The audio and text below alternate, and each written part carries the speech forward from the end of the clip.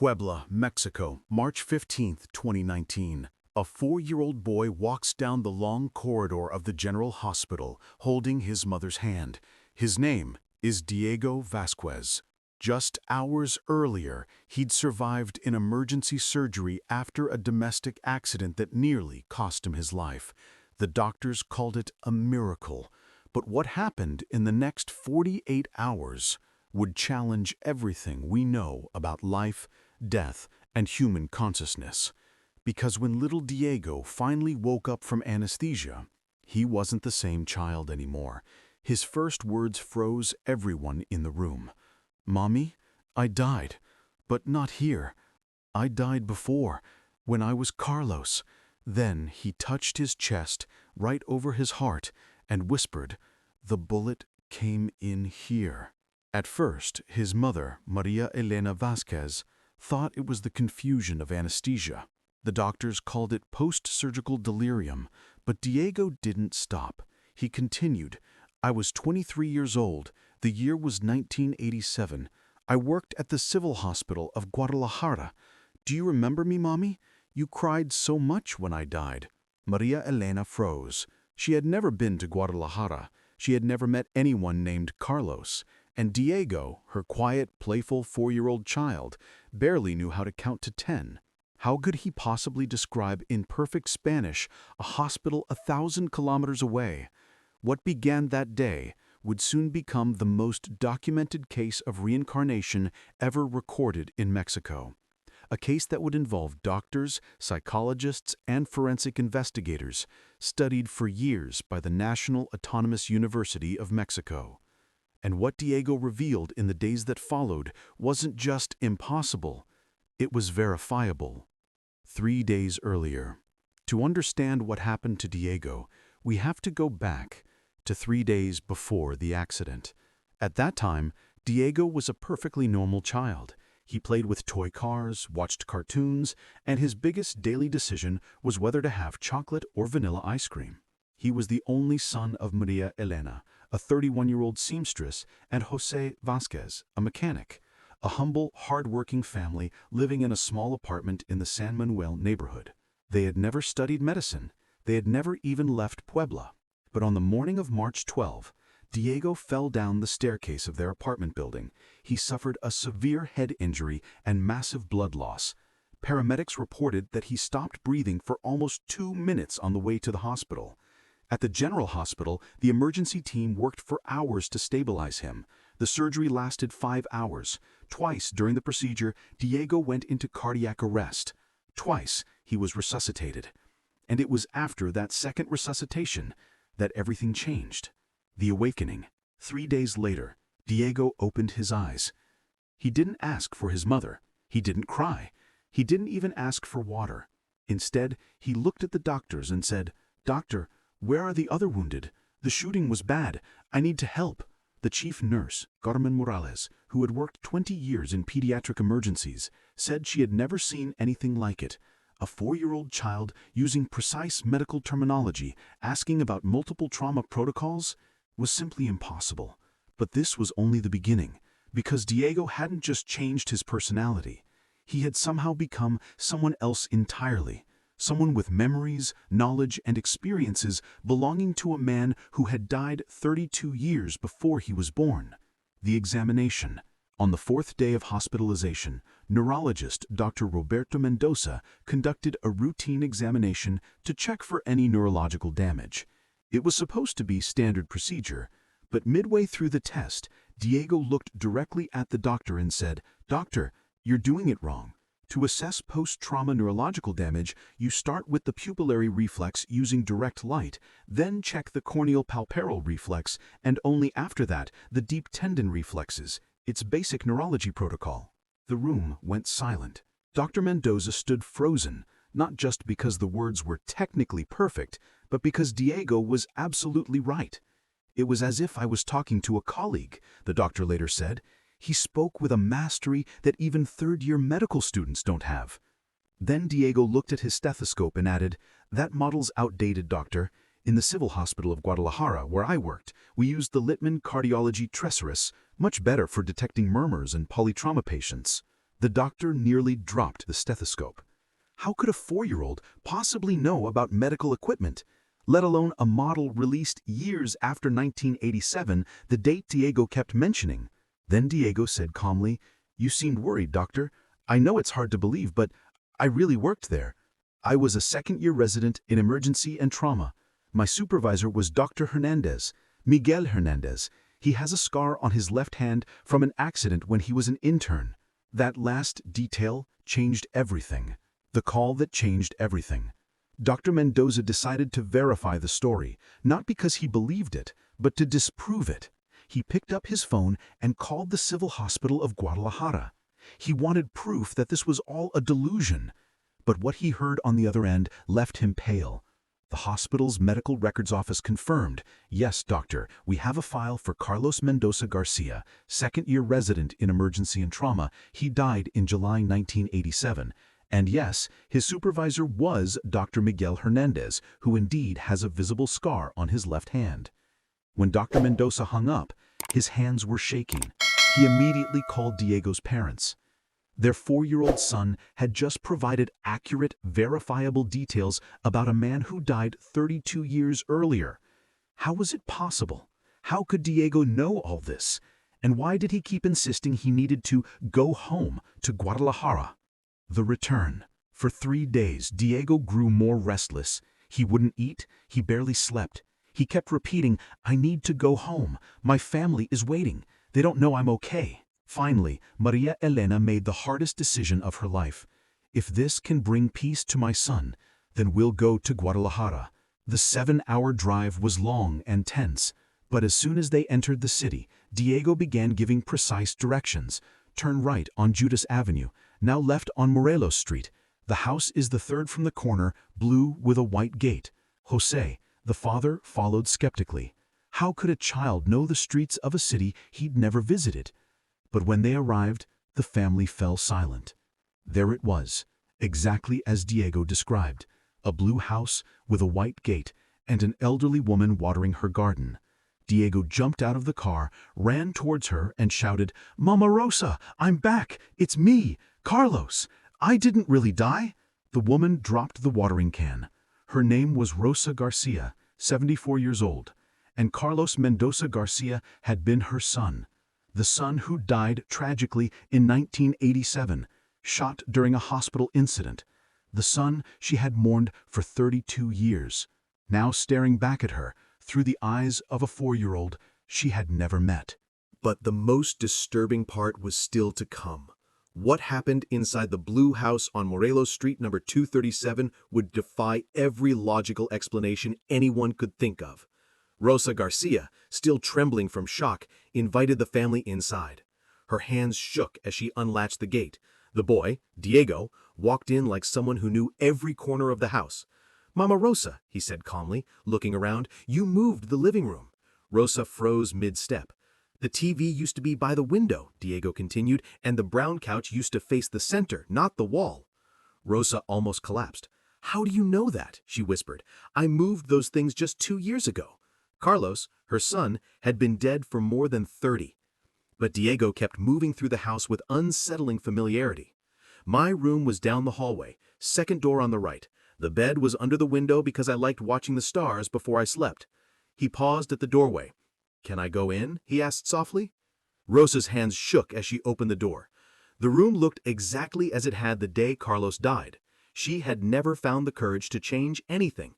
Diego stepped inside and went straight to a dresser drawer. "My things are here," he said, pulling it open.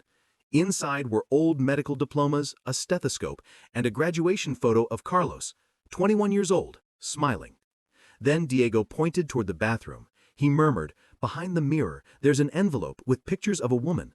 I never told anyone because she was married." Rosa blinked in confusion. "Carlos never told me about any woman." The child climbed onto a stool, removed the bathroom mirror, and, exactly where he said, there was an old yellowed envelope. Inside were 12 photographs of a young brunette woman. On the back of each, written in faded ink, "To Carlos, with all my love, Ana Maria." Rosa's eyes filled with tears. Ana Maria. She remembered her. A nurse from the hospital. She had attended Carlos's funeral, claiming they were only colleagues. But Diego wasn't done. In the backyard, he said, under the big mango tree, I buried a metal box with her letters. 10 minutes later, Jose and Rosa were digging exactly where Diego pointed. A meter deep, they unearthed a small, rusted metal box. Inside were 27 love letters from Ana Maria to Carlos, all dated between January and June 1987. The last one was dated July 15, 1987, just 3 days before Carlos's death. It read, "My love, I can't keep this secret from my husband any longer. I'll tell him everything tomorrow. If he forgives me, we can finally be together. I love you, Carlos." Diego looked up at Rosa with the voice of a child, but the weight of an adult. "She never got the chance to tell him, Mama, because I died first." The next morning, Rosa Garcia made a brave decision. She called the Civil Hospital of Guadalajara and asked to speak with someone in the archives department. "I need information about my son, Carlos Mendoza Garcia. He died there in 1987. The woman on the other end, Patricia Herrera, an archivist who'd worked there for 35 years, immediately remembered the case. "Ah, yes, the resident killed during the July 18th shooting. Tragic case. I still have all the documents right here." Rosa asked if she could come in person, with her family, including Diego. She needed to understand what was happening. 2 hours later, they were sitting in the hospital's medical archives. Patricia spread the documents across the table: the death certificate, forensic report, witness statements, and black and white photos of the crime scene. It was a robbery. 2 armed men broke into the emergency ward at 11:47 p.m. Carlos was on duty. When they tried to steal the controlled medications, he reacted to protect the patients. Diego, who had been quietly playing with a toy, suddenly looked up. The man in the red shirt had a scorpion tattoo on his right arm. The other one was shorter and limped on his left leg. They didn't mean to hurt anyone at first. Patricia froze. Slowly, she reached for a decades-old police report, the statement of a nurse who'd witnessed the crime. 2 individuals. One wore a red shirt with a visible scorpion tattoo on his right arm. The other was shorter and had a limp in his left leg. Word for word, exactly as Diego had said. A detail sealed in police records for 32 years. "But there's more," Diego continued.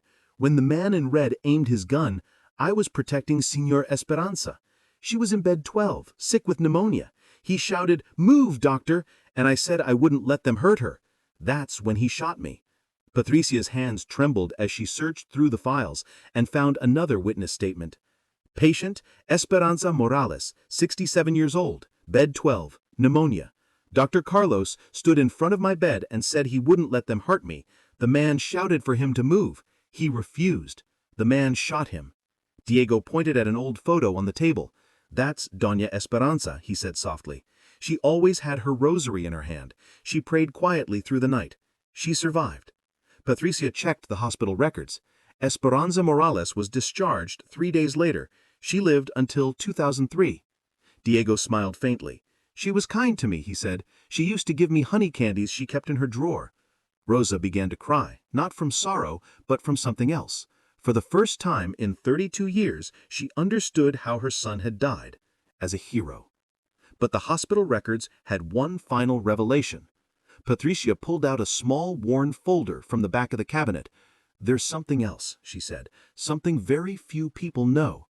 She opened it slowly.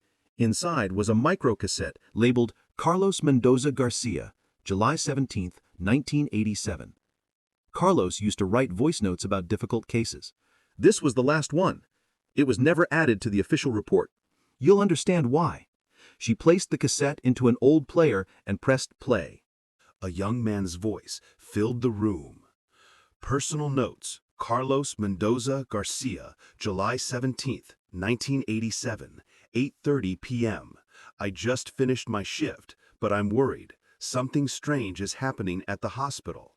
Suspicious movement around the controlled meds area. 2 men came yesterday asking about security protocols. One had a scorpion tattoo. The other was limping.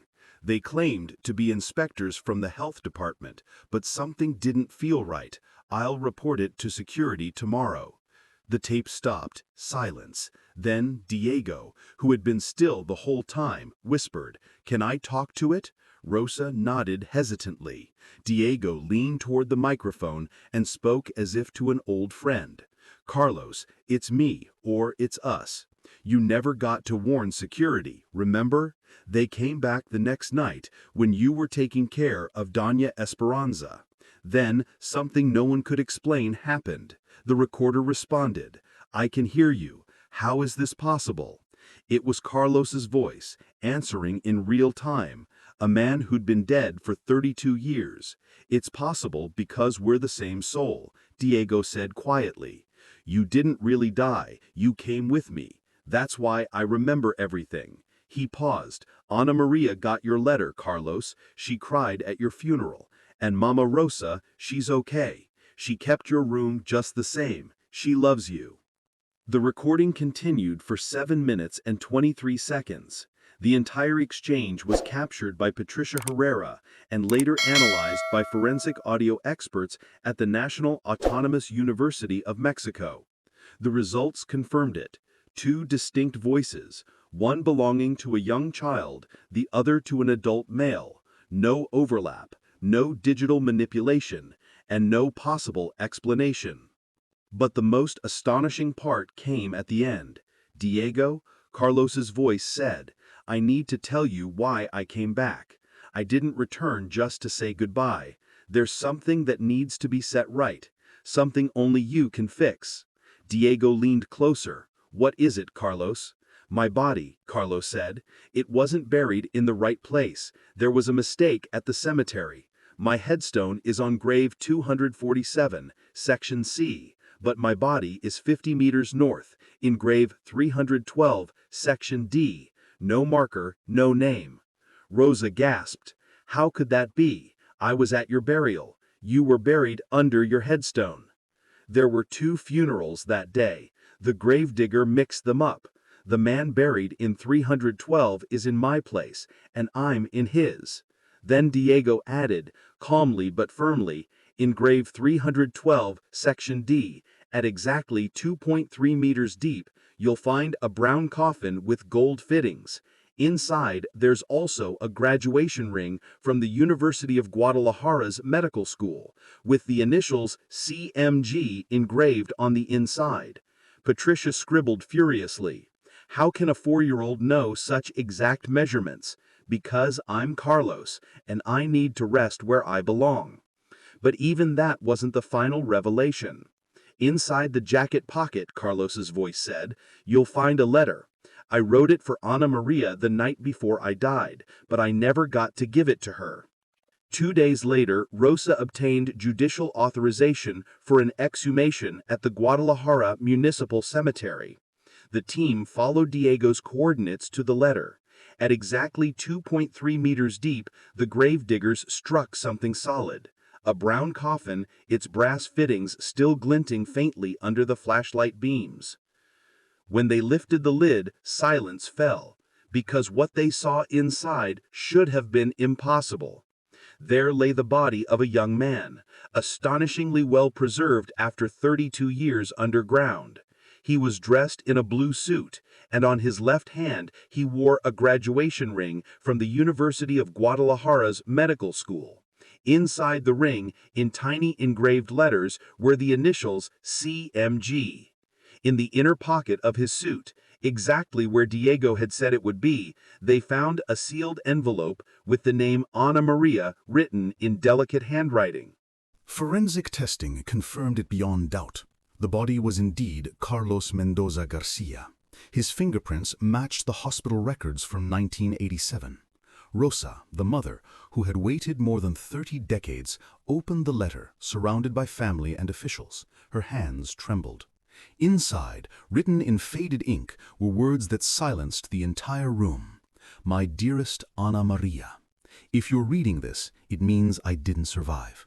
Please know that you were the love of my life. Don't blame yourself for anything, just be happy. Wherever I am, I'll always be watching over you with all my eternal love, Carlos." Diego, who had been standing quietly nearby, stepped forward. He looked down into the coffin and then whispered, "Now I can rest in peace. Thank you for helping me come home." At that moment, something unexplainable happened. Everyone in that cemetery felt it. A calm, almost sacred silence, as though the air itself exhaled. For the first time in 32 years, Carlos Mendoza Garcia was buried where he truly belonged, beside his family, beneath a new headstone with his name carved in full. But the story of Diego wasn't over yet. There was still one final chapter, the most extraordinary of all. 3 weeks after Carlos's reburial, something unexpected happened in Rosa Garcia's home. Diego had already returned to Puebla with his parents, but he called Rosa Garcia every single day. Every call ended the same. "Mama Rosa, I need to go back. There's someone I have to find." Whenever Rosa asked who, Diego always said, "You'll know when she arrives, Shin." And on the morning of April 15, 2019, exactly 1 month after Diego's accident, someone rang the doorbell at Rosa's house on Calle Morelos. Rosa opened the door and froze. Standing before her was a woman in her mid-50s, her gray-streaked hair tied back, holding a bouquet of white flowers. "I'm sorry to bother you, ma'am," she said softly. "My name is Ana Maria Herrera. I worked with your son Carlos at the hospital. I heard they found a letter." Rosa's knees nearly gave way. Ana Maria, the nurse from Carlos's secret love story, had returned after 32 years. "Please, come in," Rosa whispered, still reeling from the impossible coincidence. Ana Maria stepped inside, her voice shaking as she spoke. "I got married, had children, built a life, but I never forgot Carlos. When I read about the exhumation and the letter, I knew I had to come." At that exact moment, the phone rang. Rosa picked it up. It was Diego, calling from Puebla. "Mama Rosa," he said quietly. "She arrived, didn't she? Ana Maria." Rosa froze. "How do you know that, Diego?" There was a pause on the line. Then Diego said something that made Rosa's blood run cold. "Because Carlos told me she'd come today. He's here beside me. He wants to talk to her." Rosa handed the phone to Ana Maria, whose hands were trembling. "Hello," she said. And then came the voice, through Diego's body, but in a tone that wasn't his. It was deeper, older, warm, and familiar. "Ana Maria, my love, you're even more beautiful than I remembered." Ana Maria burst into tears. "Carlos, is it really you?" "It's me, my love. I got your letter, the one from July 15th. I wanted so much to see you again, to talk about our future."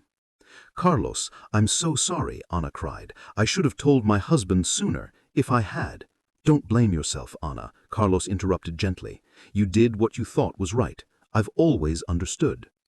The call lasted 45 minutes. They talked about everything, the plans they once had, the life she'd built, the children she raised, and the life he never got to live. But near the end of the call, Carlos said something that stunned her. "Ana, I need to tell you something. You have a son, Miguel. He's 28 now, studying medicine, isn't he?" Ana gasped. How do you know that?" "Because I've been watching over him, even when you didn't know. He's going to graduate next year, and he'll be a brilliant doctor, just like his father." "His father?" Ana whispered. "Yes, Ana. Miguel isn't your husband's son. He's mine, ours. You became pregnant 2 weeks before I died. Remember our last night together at the apartment on Calle Hidalgo?" Ana covered her mouth, sobbing. "I always suspected it," she whispered. "Miguel has your eyes, your way of speaking, but I was never sure. He's our son, Ana.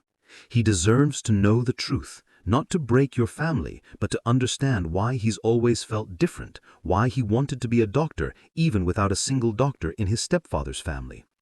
Tell him his father died a hero," Carlos said. "Tell him I love him more than anything and that I'm proud of the man he's become." When the call ended, Ana Maria sat in silence. She had carried that secret for 32 years, and now she could finally breathe. But the revelation didn't end there, because Miguel Herrera, Ana Maria's son, was at that very moment completing his medical residency in emergency and trauma at the Civil Hospital of Guadalajara, the same hospital where his father, Carlos Mendoza Garcia, had died 32 years earlier. The case of Diego Vasquez soon reached the attention of Dr. Carmen Mendoza, a psychiatrist at the National Autonomous University of Mexico, specializing in altered states of consciousness. For 6 months, her team studied every aspect of Diego's story. Audio recordings were analyzed by forensic specialists. Medical records were verified by 3 independent institutions. Witnesses were interviewed under strict scientific protocol. The result was a 247-page study published in the Mexican Journal of Paranormal Research in December 2019, and its conclusion stunned the scientific community. Subject Diego Vasquez demonstrates medical knowledge and procedural understanding that are scientifically impossible for a child of his age and education level. The final report concluded something extraordinary. Subject Diego Vasquez possesses verifiable information about events that occurred 32 years before his birth. He demonstrates cognitive abilities that challenge all existing models of consciousness and memory. But what truly astonished the scientific community wasn't just the data, it was what happened during the investigation itself. Researchers who visited Diego in Puebla began reporting strange experiences. Some described vivid dreams of a young doctor standing beside them. Others spoke of a palpable presence in the room during interviews, as though someone unseen was guiding the conversation. Dr. Carmen Mendoza, who had led dozens of paranormal studies over her 25-year career, admitted something she'd never said before. In all my years researching unexplained phenomena, I've never seen a case like this. It's as if Carlos himself was present, channeling his revelations through Diego. And the evidence only grew stronger. Diego continued to provide accurate, detailed information. He revealed that within the Civil Hospital of Guadalajara, there was a hidden archive, a collection of unresolved medical cases from 1987. Investigators followed his instructions and found the archive exactly where he said it would be. Inside were 17 files, all documenting suspicious deaths that had never been properly investigated, including that of Dr. Carlos Mendoza Garcia. Diego even provided the full names and addresses of the 2 men responsible for Carlos's death. Both had died years earlier. But every detail he gave matched the original police reports from 1987.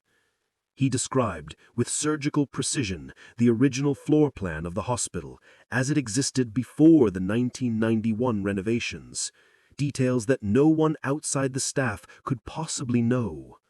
But the most definitive proof came later. When Miguel Herrera, Ana Maria's son, agreed to take a DNA test, the results confirmed what everyone already felt in their hearts. Miguel was the biological son of Dr. Carlos Mendoza Garcia.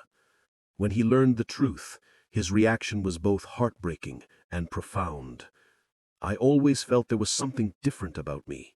Since childhood, I used to dream about a hospital, about emergency rooms and doctors saving lives. Now, I finally understand why. The entire case was meticulously documented and archived at the National Autonomous University of Mexico.